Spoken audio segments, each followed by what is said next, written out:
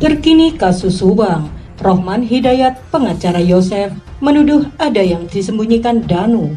Apakah itu? Namun sebelum lanjut jangan lupa subscribe channel ini ya guys, agar kalian tidak ketinggalan berita terbaru seputar dunia selebritis. Kalau kalian sudah subscribe, mari kita lanjut dan tonton video ini sampai habis ya. Kasus perampasan nyawa ibu dan anak di Subang sampai menjelang akhir tahun ini masih belum juga ditetapkan pelakunya. Informasi yang didapat dari Polda Jabar beberapa waktu yang lalu tentang pemeriksaan terhadap Muhammad Ramdhanu alias Danu yang diperiksa maraton terkait dengan kasus perampasan nyawa ibu dan anak di Subang.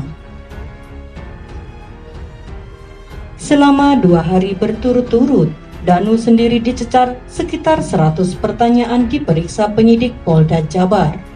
Dalam pemeriksaan di Polda Jabar itu merupakan sebagai tindak lanjut dari pemeriksaan sebelumnya di Polres Subang.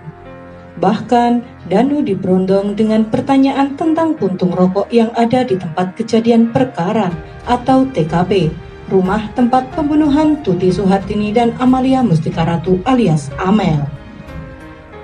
Penasehat hukum Rohman Hidayat menanggapi hal tersebut, memang berharap supaya kasus ini segera selesai. Pihak penyidik Polda Jabar bisa segera menetapkan pelaku tersangka kasus perampasan nyawa ibu dan anak sebelum tahun baru.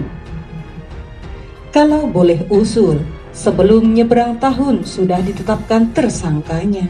Jadi, mudah-mudahan akhir tahun ini sudah ketahuan tersangka kasus pembunuhan Subang tersebut, ujar Rohman Hidayat saat diwawancarai dexjabar.com Kamis 9 Desember 2021 sore.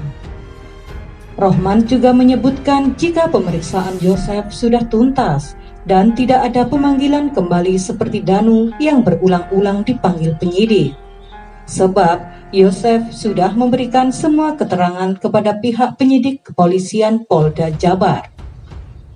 Dalam memberikan keterangan, Yosef tidak berubah-ubah, serta Yosef selalu memberikan keterangan sebagaimana aslinya, bukan rekayasa. Oleh sebab itu, keterangan Yosef tidak pernah ada yang diubah dan juga tidak diulang, sehingga penyidik tidak perlu memanggil Yosef lagi. Kita sudah semuanya disampaikan dan sudah ada semua keterangan Pak Yosef di penyidik, katanya. Ketika ditanya tentang pemanggilan Danu yang berulang-ulang dan diperiksa secara maraton, diakui Rohman dirinya tidak mau mengomentari lebih jauh lagi.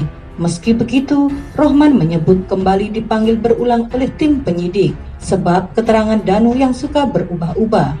Nah, ini kan ada apa berubah-ubah? Berarti ini ada sesuatu yang disembunyikan oleh Danu dan ini perlu dicurigai oleh penyidik. Ada apa? Katanya.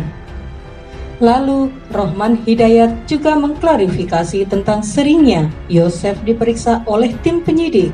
Disebutkan Rohman jika jumlah banyaknya pemeriksaan oleh tim penyidik tidak berkorelasi penentuan tersangka.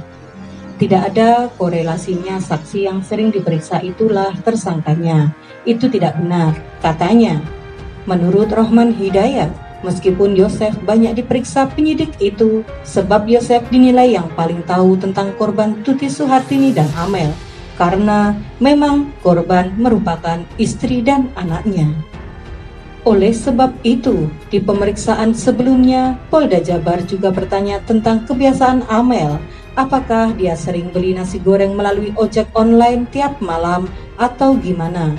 Jadi, hal-hal yang detail itu pun ditanyakan dengan pasti kepada ayahnya.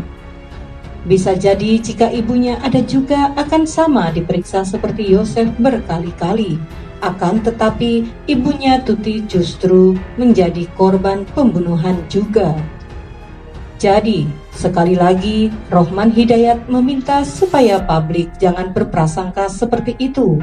Justru semuanya dijelaskan Yosef kepada penyidik dalam rangka memberi informasi yang valid, serta informasi yang akurat, sebab Yosef merupakan bagian penting dari keluarga korban. Terima kasih sudah menonton video ini sampai habis ya guys. Jangan lupa like, comment, and subscribe. Dan sampai jumpa di video selanjutnya. Tetap patuhi protokol kesehatan.